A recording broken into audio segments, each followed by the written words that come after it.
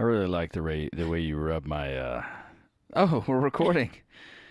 My leg. Sorry, Ashley. Nope, we're leaving it in there. In this episode of Man versus Marriage, it's another open discussion. Not What's that it about? Open. No, it's not about that. It's about complacency. And it ought to be a great one. So buckle up. Here we go. Podcast. How good do you want your life to be? It's truly about becoming the best version of yourself that's possible. This is Man versus Marriage. Podcast. In this episode of Man versus Marriage, I already did that part, you freaking idiot. Welcome back to another episode of Man versus Marriage. It is I, the Q Dog. You're laughing. Oh, I'm laughing Why? because you're having a moment over there, and you're trying not to laugh at yourself. Well, you were rubbing my leg, and you know No, I you love just it. called yourself a friggin' idiot. It had nothing to do with me rubbing your leg. You got me all out of sorts. That's the problem. All your blood went rushing the wrong direction, huh? Brain's power went the wrong way. Okay, so let's say it this way. There is something deeply satisfying about you rubbing my thighs. It's weird. It's like a stress On relief. switch. Well, I'm not talking about any kind of an erectile activity. I'm talking about the stress release when you are like doing some deep-seated shiatsu squeezing to my thighs. It is like an incredible. And don't pretend like you don't understand. Don't sit silent on a microphone like you don't understand, because when I rub your thighs, you make the same racket. So fess up to it. In this episode, we're talking about what now? Apparently about rubbing stuff. That went sideways real quick. That's what she said. No, okay. Keep Anyway, going.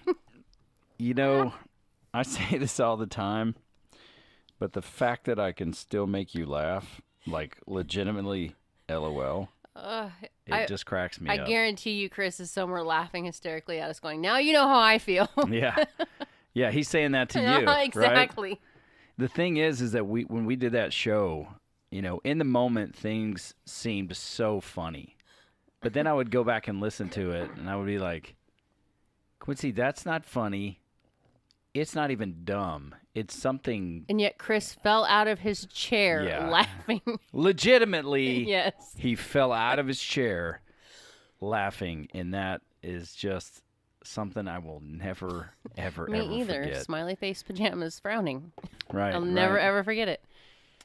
Well, today we're going to have a discussion, and it's going to be centrally focused around complacency. And you're going to see more topics like this coming out along with some listener email. And a lot of these are going to be open discussion topics, which means I'm not going to bring a format to the show. You listen to the show, you know I like a process, you know I like the format, I like bullet points so that I can cover them line by line and give you some meat on the bone. But in this case, I believe it's very profitable for you, the listener, and for Jeannie and I together to take these topics and have open discussion, because they're, you know, we are getting thousands of downloads. And each day I'll go and just take a peek. And I'm not necessarily as interested in how many downloads we get per day, but what are people downloading?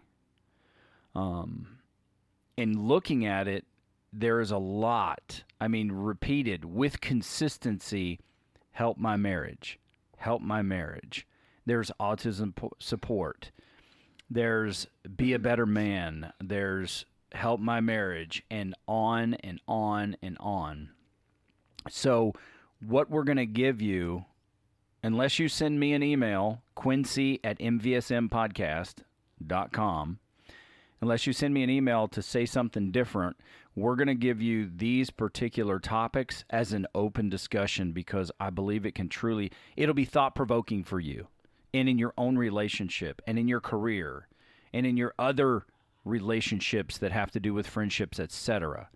So these discussions selfishly help Jeannie and I to figure out maybe we'll have our own aha moment to where we're screwing up in our relationship and we bring it out right now.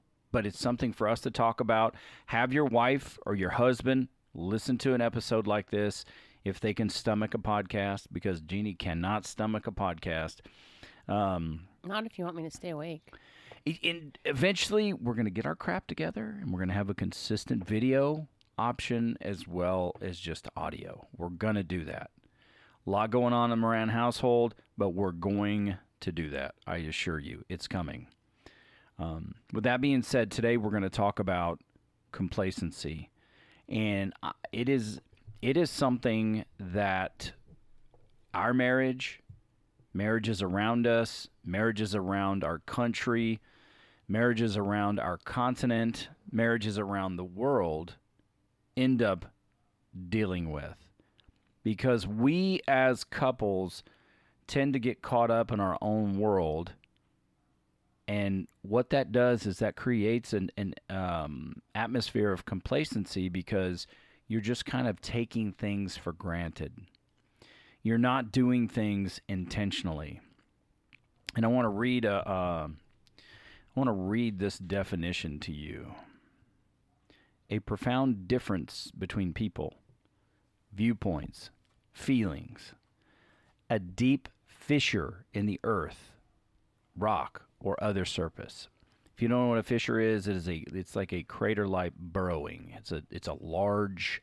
I know what a fissure is. Me too. It's a difference. It's a gap. It's something that's a fissure is something that moves and separates and creates a gap, a distance, a hole. It's called a chasm. And that's what complacency does. It's a product of something. It's a product of maybe you're overwhelmed. It's a product of maybe you're distracted. Maybe you're stressed. But you become hyper-focused on a particular situation, and then the other things around you can suffer. I mean, you know as well as I do, honey, we're talking about these things based on, listener emails. We're talking about being complacent. We've been complacent in our own relationship. And is there a topic or an idea or something you can think of off the top of your head of where you or I or us, we became complacent and it started to affect our relationship? Yeah, we just had one a few months ago because we were getting busy with the job and your job changed over.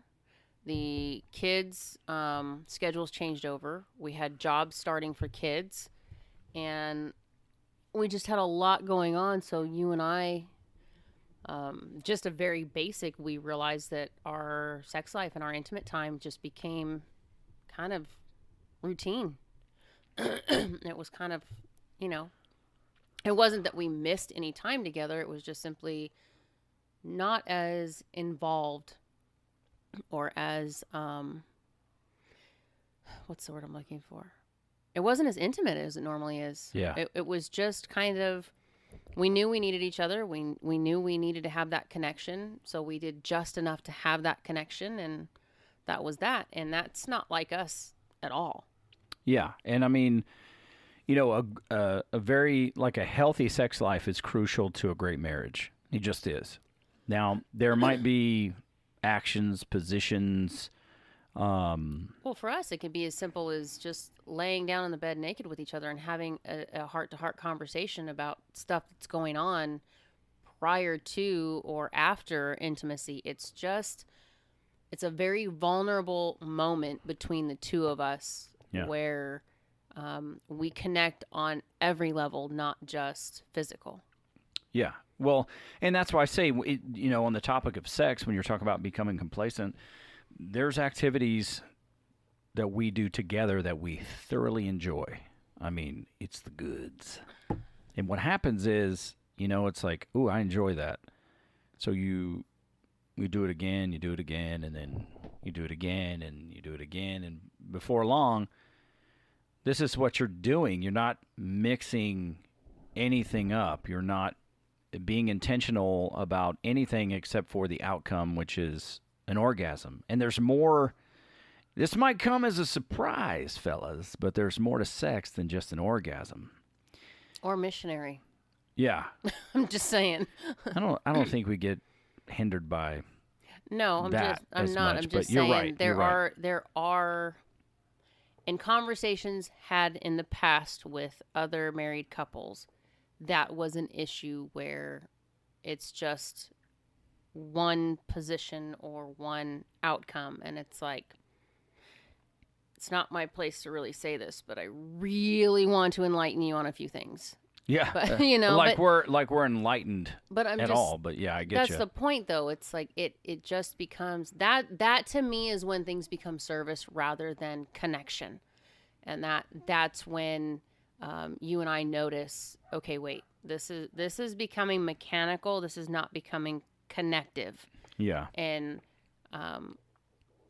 those are the moments that we kind of have our aha and go, okay, wait, what's getting in the way of this? Because why are we cutting ourselves short, or why are we not taking the time to, enjoy each other and spend the time talking and doing these things that we enjoy with each other, and changing things up a little bit, or, doing something that might be out of the box for us. Why are we not in that mind frame right now? We're just kind of get in, get it done, and move on. Yeah. And that's really the easiest example I can give you, just because that part of our life is extremely important to our relationship, especially with you traveling and the things that you've got going on with work. It's like we need that time before you go, and we need that time when you get back to reset you and I, and there's never a question when you're gone of, anything happening with someone else or anything like that. It's just simply, I like to cuddle when we sleep. And when you're not here, I don't get my cuddle time. So when you come home, that's something that's very, very important to me. And so it's the same with the sex. I just need that reaffirming that you're with me and that we are on the same page, because everything else can go to crap while you're gone.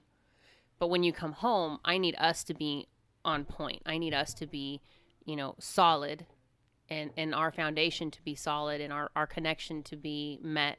And then everything else will just kind of fall back into place.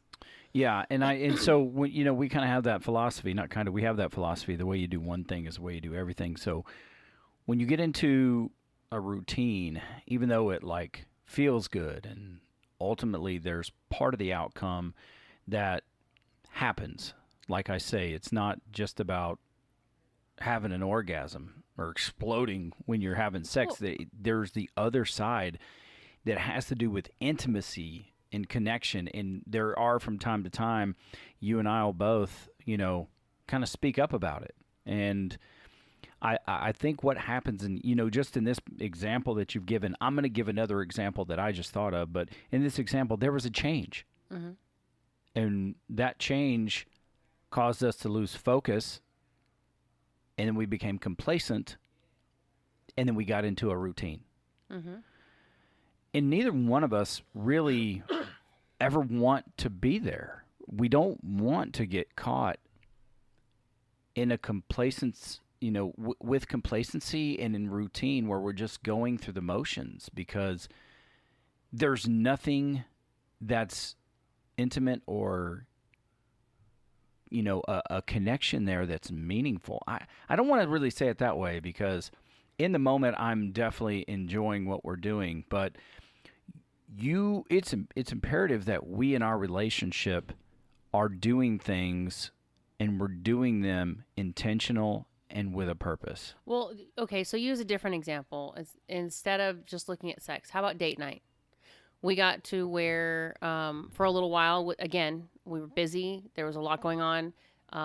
We were trying to, with the change in the job and everything, we were trying to redefine our budget and what the household looked like. and our bills. So we step back from going out for a little bit. And in doing that, we got comfortable with eating dinner in the room and watching a movie together and just hanging out in the chairs. And we had already done that when the COVID crap happened. That was the only real way that we could hang out, was either in the room watching a movie or down by the fire pit. But we didn't have that issue anymore. We had just gotten comfortable with it. Mm-hmm. And so when it finally came about, it was like, why aren't we going somewhere? I mean, at this stage in the game, let's go to a movie and make it a date. Yeah. Let's go somewhere and have a dinner away from everybody else. Because as much as I love my kids, date night is date night. Stop knocking on my damn door. But oh my gosh, dude. But we had gotten so comfortable with just, because you and I, honestly, we could sit in silence and watch a movie, or we could sit in a quiet room and I could be reading a book and you could be working on something, and we are quite content just being together. Mm-hmm. But that's not us connecting. That's just us sharing space. There's time and place for both of those, Exactly. But when it takes the place of that time that we have, the quality Yes. time of going on a date or getting away, doing these little things, even if it's just, let's go on a drive. Mm-hmm. We have our best conversations on drives because there's no one with us. Yeah. Those are the kind of things that we allowed it to slough off, and we just didn't catch it until we started noticing, like, we're not really talking that much. And I don't have, I don't really have the receipts to back this up. I know I've heard it said, probably read it somewhere too. But human beings tend to take the path of least resistance. And once you get into a routine, it's almost like, it's just kind of like clockwork. Now, there's a healthy routine, okay? There's a healthy routine that you do, on a quarterly, semi-annually, annual basis that has to do with tradition, family traditions and things of that nature. But then there's this routine you get into where it's like you're not even thinking about it anymore. You're just doing that. And y'all constantly hear me in this episode talking about going through the motions. That means you're disengaged. Mm-hmm. And if you're disengaged, it's adding girth to your chasm. How'd you like the way that sounded? Yeah, that's not a good combination there, buddy. It's really not. For your relationship either. It's not. So when you're going through the motions and you've gotten into a routine, and it's not something that's like profitable to you, it's not making you better. I mean, if you have the goal to get in the routine of reading 15 minutes a day, I guess if you get deep in the weeds and granular about it, it can just become a routine that doesn't benefit you. But that is a healthy practice. Mm-hmm. If you're going to the gym and you're in that routine, that's healthy. But while I'm thinking about it, even that can become unhealthy because then you stop challenging yourself. Well, yeah, if you don't change your routine after, just in our personal life, 12 weeks on this regiment, and then we switch to something else, and then it's the next routine comes in, and now we're targeting different muscles, or we're targeting different exercises to see what your mobility is, or what even as simple as watching Mo. She's been at 15 pounds for X amount of weeks, and then she comes in and says, this is really super easy, and PJ's like, add 5. Mm-hmm. If she didn't do that, the super easy just doesn't have any benefit behind it. Yeah. So in an effort not to take, the path of least resistance and to not get caught into a routine that is the result of complacency, what can you really do? And one of the things that stands out to me whenever we talk about this routine situation, before the pandemic hit, we were planned to go on an epic vacation, you and me together. Stupid COVID. We were going to see Chris Stapleton. We were going to see Lauren Daigle. We were going to go see the Kings play the Predators in Nashville. We were going to see my family on in the Alabama. glass. It's pretty loud in the earphones. I'm pretty sure that sucked on the speakers. Oh, Anyway, you have no idea. I sobbed over those tickets. I'm sorry, darling. And then the pandemic hit, and it shut the entire trip down. With 48 And when hours before we left. and we were in the mode. This is the mode we were in because I had just listened to the Kevin Hart book, like a year and a half prior, and then I had watched his 6-part series on Netflix. And this is a guy who came from nothing. He did not come from riches. He had a broken home. His mother worked just feverishly to provide him opportunity. She provided him structure. She accounted for the minutes in his day. I mean, she was a woman of principle. His dad? No. His dad was not a good dude. And he was not a healthy father. He was on drugs, etc. If you haven't listened to his book, I Can't Make This Stuff Up, I encourage you to do so. Listen to it because he reads the book and has commentary. If you haven't seen his 6-part series on Netflix, I encourage you to see it. It'll give you greater context to what I'm talking about. But the thing I took away from that was the work harder mentality, because Jeannie and I have things in our life we want to accomplish. We have things in our family we want to accomplish. And knowing that, we had planned getaways so that we could work harder, and then we had planned downtime so that we could recover. And when the pandemic came, I stayed in work harder mode. I mean, we weren't going to be able to go out anyway, so everything was about work harder, work harder. And with that hyper focus, I became complacent on our needs in our marriage. And before I knew it, some of those things had come back. Like, there are flags that tell me Jeannie is feeling lonely, that she's feeling distant. I started to see them, and I started to justify them to say, well, it's A, B, and C. And it all came to a head.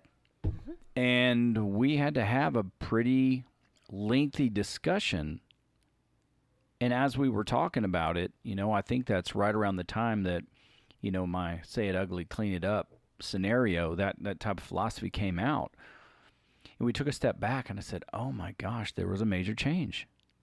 And I didn't recalibrate. I stayed hyper-focused, and I became complacent in other areas of my life.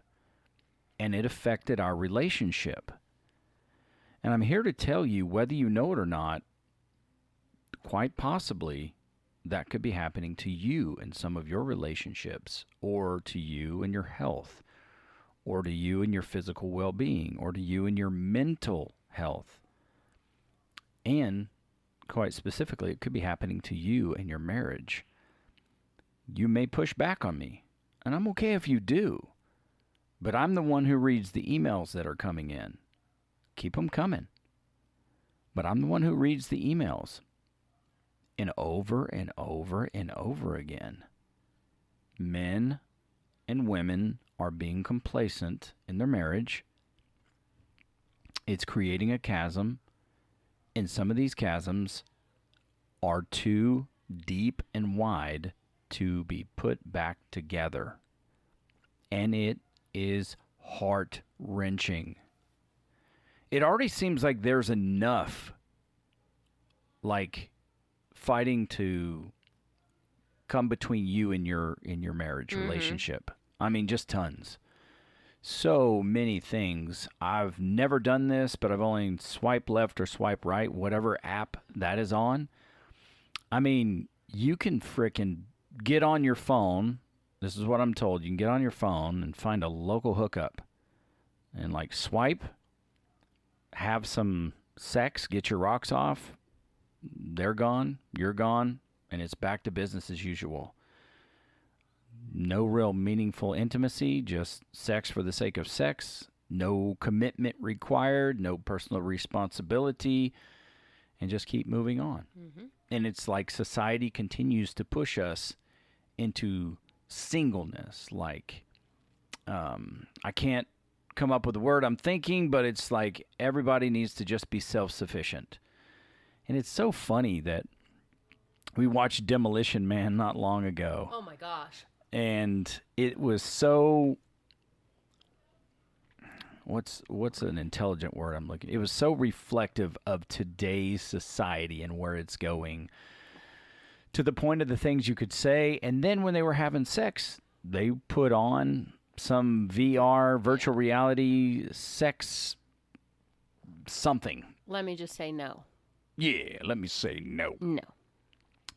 And what happens is this sacred bond, this sacred covenant, this sacred relationship, It's dirty and it's messy, so we use VR instead. the sacred relationship that you have, which is completely a gift, but you have to work on it. It becomes less and less attractive because it's inconvenient. It's not meeting this. It's not meeting that. It started out as something great, but now it's kind of an annoyance. I can handle it myself. Yeah, let's just go our separate ways. And then a part of yourself is lost. And in my opinion, getting married, making those vows, being a person of your word, being a man of your word, a man of your commitment is incredibly, incredibly important. It's like the paramount part to me. And when you're on your deathbed, if you're fortunate enough to, to be surrounded by people who love you and, to pass peacefully, who's going to be there and what's going to matter? And whose lives have you truly made a meaningful connection with? I'm not trying to get morbid, just saying that these are things that we need to consider so we can kind of take a step back and kind of catch a glimpse of perspective on complacency, because in my opinion, it's the relationship killer. Yeah. You know those Jeff Foxworthy things? It's like, you might be a redneck. Yeah. I jotted a couple things down. I said I didn't have a structure to this, but there were things that have kind of been repeatedly coming up that I'm like, man, these are some indicators here, because these things are present in relationships that are separating or having strife or issues. So it's like, if you use the term that I'm really busy, you might be complacent. Yeah, don't do that, babe. Okay, I won't. But It doesn't fit. if you, it actually does. It's just serious, true, funny, but I don't know. That was what was on my mind, so I did it. Not everything lands with a perfect 10. If you are going through the motions, chances are you've become complacent. Now, there might be other factors. I'm the guy who wants to say it right, and make sure that even though it stings, that it still feels good. But the fact is, if you're going through the motions, you're disconnected, and it's time to remedy it. If you're not loving your wife intentionally, if you're not loving your children intentionally, chances are your focus has gotten off track, you're complacent, and you need to step up to the plate again. And right now, if you are giving me all kinds of reasons why and justifying your current habits, you're definitely being complacent, or you have the product of complacency. So what I'm telling you today is that it's time to take a hard look. We talk about having hard talks all the time. It's time to have a hard talk. Look in the mirror. Hold yourself accountable. Take a step back and ask yourself if you've become complacent. And if you have, freaking own it. So that's all you can do. You got to own it. I've got to own it in my life. I've got to own it when I see what is expected of me at work, and what, I'm a people pleaser. I want to make sure that people are proud of me, that I'm doing a good job. As stupid as it sounds, I want the feeling like I'm there to serve the people I work for, like I would want people to work on my behalf. It feels like a curse to me.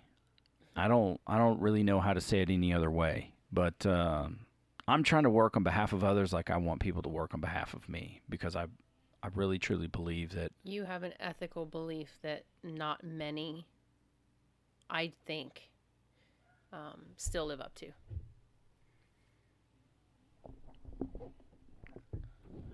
it could be true. Maybe it is most likely 100% true. Okay, you're right. Probably.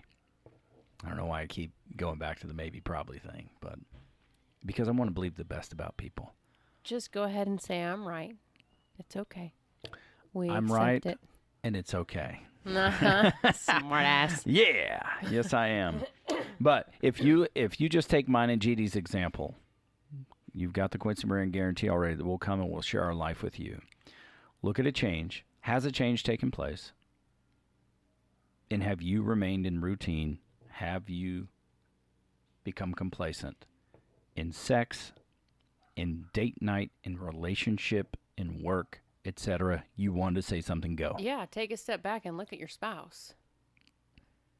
I mean, there are key indicators to you that things have gotten complacent, because I'll withdraw and go back to my books or my games or, whatever I can do on my own that doesn't require personal interaction, because I'm quite content on my own. I'm an introvert. I have no problem shifting into that gear. Now, I read my books every day pretty much at bedtime. Every single I day. do. I love reading my books. I'll play my game once in a while. If we're on vacation, I play it a lot. I'll play my game once in a while. But if that's all I'm doing and I'm not interacting or I'm not engaging in anything else, that's usually Quincy's red flag to say, okay, something's off. Yeah, and for me, it's like just, being open about it. I'm trying to learn how to walk that line for you, because as an introvert, it seems like you need time to yourself. You could tell me better. I do. It depends. Like right now, because there are so many things going on and we have so many variables up in the air as a family, that time to pull back and read a book and just kind of put reality to the side helps me. Otherwise, my mind will spin on all of the things that are going on and what needs to be done. But it also took balance between you and I to say, okay, I'm doing this so much that now Quincy feels like I'm ignoring him or I'm taking time away from him and these are becoming more important. There's a balance there. But there's also a conversation that has to be had to say, okay, can you limit yourself to 20 minutes in the bath with your book, and then we can, sit and watch a movie or hang out or whatever. I can do that because it still meets my need of shutting down and allowing me to not focus on every little detail that's going on. But it also gives me a balance to say, okay, set a timer, because now I'm going to shift into this gear and I'm going to go spend time with you. It's a practice. Not everybody gets it right off the bat. I mean, it's something that we had to negotiate. It's still kind of hard for me to say what the balance is, because in times like this, when things are so chaotic, I will go intermittently throughout the day and just shut down for 15, 20 minutes and read or go play my game or go find a quiet spot just to kind of clear my thoughts and then go back. It's kind of like when you're working your job and you get your 2 10s and your 30-minute lunch. Okay, I take my 10s when I need them. But, if your spouse is withdrawing, though, like if you notice that their face is in a book constantly, like hours and hours and hours, and they're not even acknowledging that you're in the room, I would question. I did that for a while. We had so much going on, and I was so tired, and there were so many things with Kirsten at the time. It was like going into a book was my safe haven because I didn't have to face anything. But that also, we had so many issues going on with us that weren't being talked about that it made it worse. Yeah. So it's funny that you say I didn't have to face anything, because eventually, if you're overcompensating for something, there will be something to face. Oh, it did. It did. It was in Rita's office right across from her. But I didn't know that. Yeah. I was just trying to give myself an out, Yeah. at the time. So it's not always that you're meaning to be complacent. It is simply sometimes there's just so much going on, you don't know how to get to the other side of it. Yeah. And so you kind of get comfortable with, at least in whatever this routine is, I'm comfortable and I'm safe. But as soon as you start rocking that, man, you throw a speed bump in there and I'm done. Well, and I don't know if you've noticed, like, the past week, usually I like to just veg out to the TV the last 30 minutes before bed just to do nothing. And generally I stay awake for about 5 minutes and just fall asleep in the chair. Yeah. I know. I to watched close the it episode. to close it out. But this past week, instead, I've been doing a temperature check like every day for you, seeing how you're doing, asking how you're doing. We're having conversations. Sometimes the conversation, goes longer than 30 minutes. It might go an hour and a half. But at least because, with graduation and all the things going on in the Moran family, I want to make sure that I see you, Yeah. and I want to hear what's going on and give you that opportunity to express yourself. And it's increasingly more difficult with my travel schedule right now, because we're not used to. I don't really even want to get used to this, but me leaving for, say, 4 nights, being gone. So it won't always be this way, like we say, it's for now.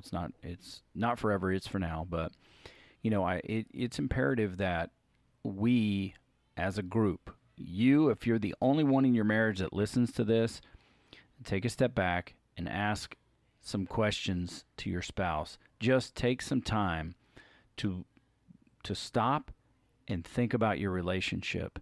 What do you think is a question that you can, like, a guy could ask his wife? I know you don't know every wife out there, but what's a question that I can ask you if I kind of feel like something is off?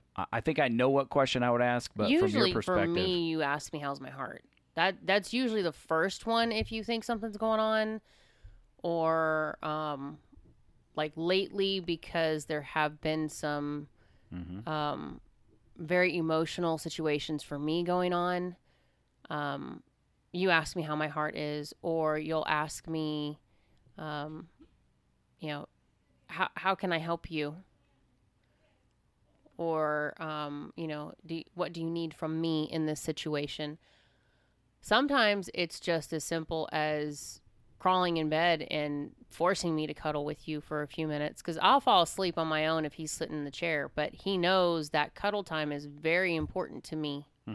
And, I don't always seek it out, but sometimes the fact that you create it anyway helps. It just lets me settle back into a deeper sleep. And those kind of things are more my own personal. So it's not necessarily that's for everybody. But I'm one of those people that I need a little bit of touch before I sleep. Yeah, and I think, depending on the terminology that you use with your wife, if y'all developed a check-in language Cookies. or buzzword, etc. I mean, I think, how's your heart is a good question. Another one is, just like, honey, do you feel loved? I mean, that's a big open-ended question. I think the one I use with you a lot is, where's your head in this? Because it sometimes your heart is in one place, but your mind is running ragged because maybe you're angry, or there's a lot going on, or, like now with a lot of different variables moving, you and I are constantly shifting our thought process and what needs to be done and how it needs to be attacked. But then there's also the outside people or situations that are kind of talking. And I like to ask Quincy often, where's your head in this? So for me, it's not so much checking his emotional state. His emotional state is finding out, what are you thinking? And then it helps me to gauge whether you're attacking yourself Are you taking in the negative? Are you weeding it out? It just gives me an idea of where you're at, and it also helps me know a little bit better when you're home what needs I need to approach without having to actually ask you, what do you need? I can sometimes tell just by where your headspace is. Okay, he needs to be affirmed in what's going on. He needs to be affirmed in who he is. Sometimes it's just, you need to reconnect with me because a lot of things seem to be going all over the map. So I know that you need to connect with me physically so that you and I are on point, and that will settle some of that other stuff. Those are the ones that I think you and I have really, really honed in on in the last few years. Is those are key ones that tend to be more like buzzwords for us. When we hear those questions, we both stop and automatically go, okay, wait, I know what you're looking for, and I know why you're looking for it. Yeah. Yeah, I think that's wise. Another couple things is, just are your needs being met, and if yes, it's like, how can I help right now with anything else, or just no, they're not being met. Well, how can I help?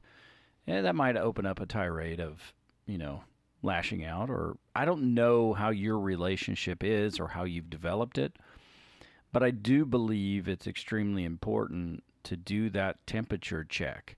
I mean, one of the other things that was like complacency issue on our part is, right when the pandemic hit, we were doing this coffee talk that the one marriage had talked to us about. And Jeannie was not traveling anymore. Everything was basically happening at home. And it's like, well, I don't really see the point in this. And I disagreed. But I said, I get it. Okay. You're not doing the traveling and whatnot now. You're not going to pick kids up here and there and everywhere.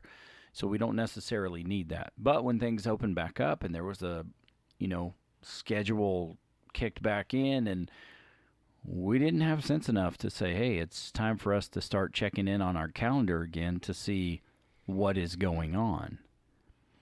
So, that is, those are adjustments that if you're not being intentional about them, and sometimes so much is going on, it's hard to remember, but, you can use your phone to remind you sometimes, just put a reminder in there. Stop. Think about your relationship. Have some gratitude for it. Are you being complacent? Just anything that's going to bring you back to that mindset to make sure that, we're definitely doing what we're doing on purpose for a purpose. And what that purpose is something that you will have to decide. I thought that was the funniest thing when our calendars finally synced up on the phones. There's all these little spots at random. They're not guaranteed days. It just says your wife's thoughts about you today. And I was like, what is this?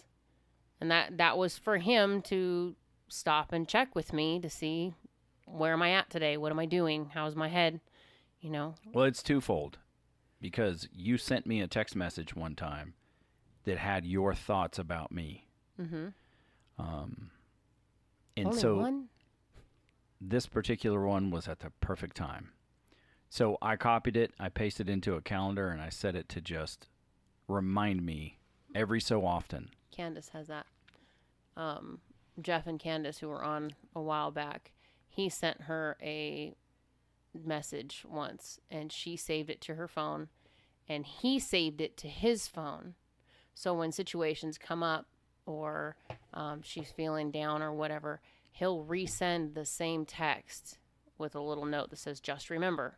And then it has a line of all the reasons he loves her, or all the things that she's accomplished, or there's a couple of them that she holds on to, but he keeps them in his notes. And when things come up, he'll send them to her. Yeah. And, there have been situations lately that have caused, my faith in humanity to just completely break down. But to get back to earth sometimes, your wife's thoughts about you, hopefully you don't save a negative text to think, your wife's thoughts about you, but, that's something that I can go to and say, you know what, if there's nobody else on the planet I can trust, here is this one woman that I trust with everything inside of me. And why would I care what anybody else thinks about me, more than I would think about what she cares about me? And that sometimes kind of recenters me, rebuilds my confidence in the moment, and then helps me to move forward. Mm-hmm. And I think that's probably a good place right there to just kind of wrap that up. I'd love to know what your thoughts are. I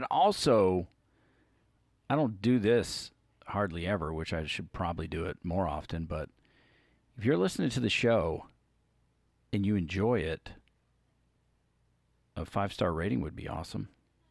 If you're listening to the show and you hate it, but you don't know how to give a rating, just email me. I'll help you not figure that out. But if you listen to the show, what that does is it just helps more people discover the show. And the reason that's important to us is because it essentially opens or builds the platform in order for more people who may be where you are, struggling in a situation or in their marriage, to find the help that they need from regular people, from just regular people just like you. And so if you would, go and, you can jot something that's really nice, and you can say some really great things about me, and talk about how much you admire me as an Alabama fan, etc. What? You're so humble. It's just amazing. Are you saying I'm not humble? Nope. I'm going to let you listen to this recording later, and you tell me if you're humble. I'm asking people to say nice things about me. You're telling them what nice things to say about you. If we roll the tape back, I'm making it an option. Okay? Mm-hmm. You get that? You freaking get that? Mm-hmm. Okay. Thank you. Anyway, yeah, just if you would go rate the show, and if you have something nice to say, please say it. If you have something negative to say, follow your mom's instructions. If you don't have something nice to say, don't say anything at all. Kidding. But don't forget about the email address, quincy@mvsmpodcast.com, or Jeannie, Jeanne, at mvsmpodcast.com. Give the show a rating and review. Send us an email if you have some feedback or if we can help you with a particular topic. I hope you found some value in this today. Pass it on to a friend and go out there and be the best man you can possibly be. Anything else, honey? Nope. Fantastico. Mucho te querese. I love that movie. Anyway, she is Gina Moran. I am Quincy Moran, and this is Man vs. Marriage. The podcast. How good do you want your life to be?